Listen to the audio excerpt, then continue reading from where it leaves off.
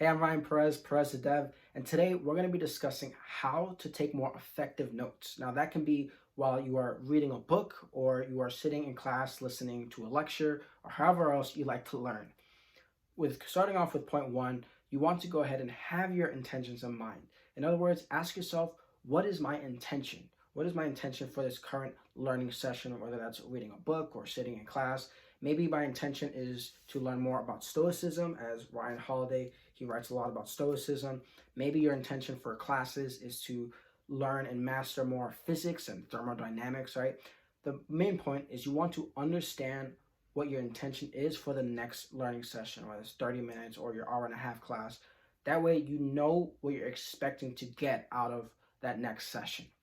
Key point number two, acknowledge the key points but not everything. Now, this is both great for books or for your classes, again, however you like to learn. I know especially for books, so when I used to read, starting off, I would highlight like every single other paragraph, and I'm sure you can see all through here I have pages where I just went ahead and highlighted probably every other paragraph, and I have words that are written out. You don't want to do that with your books or even with your classes. What you want to do first, by acknowledging the key points, is take a review of what it is you're actually going to learn.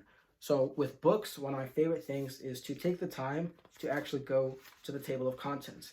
And it gives you a breakdown of everything you can expect to really learn and take away from the book. And it tells you all the main ideas as well. All right, so he has part two is spirit. So you're going to learn about the domain of the soul, choose virtue, beware of desire, enough, all those different key concepts. They break it down for you in books. Now, you might be thinking, well, I'm not learning from books. I'm learning from maybe a YouTube video. I'm sure there's timestamps for certain YouTube videos, or you can skip through and try and see what are the main key points. Another thing you can do for your classes is usually the professor will upload a syllabus discussing the main concept that's going to be reviewed for that week or maybe even for that specific lecture. Make sure you take 5-10 minutes and just review what you expect to learn from that class session. Again, this will help again for setting up that intention as we spoke in point one, but it also allows for better recall, because what's actually happening when you acknowledge the key points, this is happening in your pre-learning stage. And so before we continue on, there are 3 stages that really go into learning. You have your pre-learning stage, which is what happens before you do the actual learning. Then you have your learning stage or your flow state, where you try and get as much depth and as much intimacy with either the book or the course that you're currently learning. And this is where you really lose yourself in time because you're just so caught up in the actual learning. Then, of course, you have your post-learning stage, right? So pre and current learning, and then post-learning. When it comes to acknowledging the key points, you're going to do this in the pre-learning stage or before you actually read. So what happens when I go to sit down and read a book or listen to a lecture, review what it is we're actually going to learn for that specific session, whether that's your 10-minute reading, whether that's your current class. You can learn, wow, okay, today I'm going to learn more about letting go. Oh, okay, here he has a quote. Everyone tries to shoot naturally, but nearly all practitioners have some kind of strategy, etc. Right? So you allow yourself to be able to acknowledge these different concepts you're going to learn before you actually do the learning. So this will help for better recall later, because now you've at least seen it once, and then when you go to read or you go to learn, that's the second time you actually see these concepts and see these ideas. So you want to go ahead and acknowledge the key points.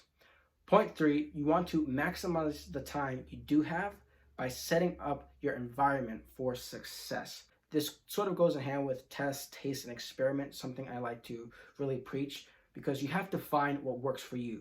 For me, when it comes to reading books, of course, I need the book, right? I also need a highlighter. I love having a pen and pencil, as well as maybe some sticky notes, and as well as my composition notebook, because I like to also take notes outside of the physical book as well. If it's for classes, find things that excite you for class, whether that's a binder, a folder, a little toy that you can sort of play with while you're learning, whatever gets you excited. I know I learned from Steven Pressfield, something that excites him to really write is actually this little cannon that he has on his desk where he uses it on his desk, keeps it there because he likes to shoot himself up with inspiration. So it's sort of, he loves historical figures like that. And so having a little canyon, he likes to have that pointing at him, shooting at him, inspiring him up with inspiration and ideas and creativity. I thought that was really cool. And that's that little thing that really helps set him up for success. So again, it's all about maximizing your environment for both doing the things you want to do and then also minimizing the things you don't want to do. Another example is when I go to read books, I don't like to have distractions. So what I do, I turn my phone off, or I'll put my phone in airplane mode and just throw it across the room or leave it in another room. That way I'm not distracted by these other outside things. I can simply focus on the work at hand. So again, when it comes to maximizing your environment, you want to find the things that will help you in a positive way and have more of that in your environment.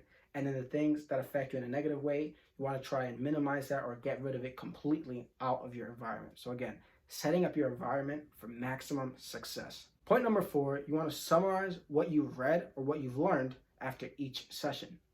And what I mean by that is after your session, whether it's your 20-minute reading or it's your hour-and-a-half class, take 5-10 minutes and try and understand what it is you actually just learned and try and use and summarize that in your own words. This is going to help you better recall the information you've just learned, because now this will be the 3rd time you're recalling the information or seeing the information, because the first time you review it, the second time you learn it, and now this 3rd time you're going back to sort of recall it and remember it. But it's the 3rd time you're identifying that new information for the day or for that session.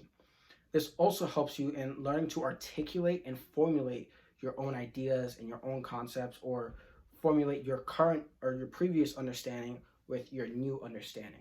And it's important to be able to articulate those ideas you've just learned. So summarizing what you've read after each session really allows you to focus in on how to articulate what you're thinking and what you're learning. Step number 5, or point number 5, is think about 3 to maybe 10 different key points you took from the course or from the specific book. Now, this is a little similar to point number 4, but it's much bigger picture. You want to finally understand what the big picture concepts were from your thermodynamics class or from your book that you're reading on public speaking. What were the key ideas, either the call to actions that you can take away, the quotes, the moving and brand new concepts that you can really take away from the course or from the books or however you like to learn. So again, point 4 is a little more granular. It's after each session, whereas point 5 is really try and tie and weave each of those sessions together to understand the big picture. This helps again with being able to better articulate your ideas and communicate your new findings and your new ideas. Lastly, point number 6, have a process for reviewing. So I like to go ahead and take usually Sunday, sometimes I'll do Saturday as well, to just go ahead and review what I've learned. That can be through reviewing my actual composition book that I use for reading. That can be my notebooks that I use for my classes. And just going through and reviewing. What did I actually learn this week? What did I learn this past month? And you can better recall those concepts you've reviewed throughout the last couple days. This helps with improving that recall. This helps with really just deepening and building that depth for those different concepts that you are also learning.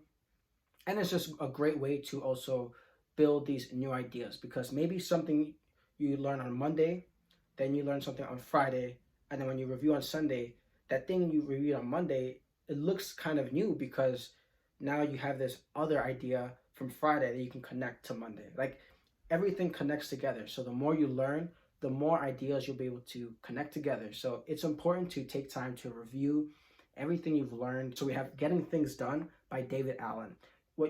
A big thing that comes with getting things done is his system of input and output. You want to have a system in place where you can take input of information. That's why I have my composition book. You can find software like Notion. Notion is really great. And the main idea is you want to have a system where you can input your different information, your different findings. So like that later in the week on your Sunday or Saturday, you have that process for reviewing, which is your output. You're taking out the trash, if you will, by reviewing those key concepts you've learned, those new ideas, right? When with taking out the trash, you can put trash in there all you want, but if you input it and you put all that trash and you don't take it out, you're not outputting the trash. Now you have this overflow of trash. And that same analogy is the same with learning.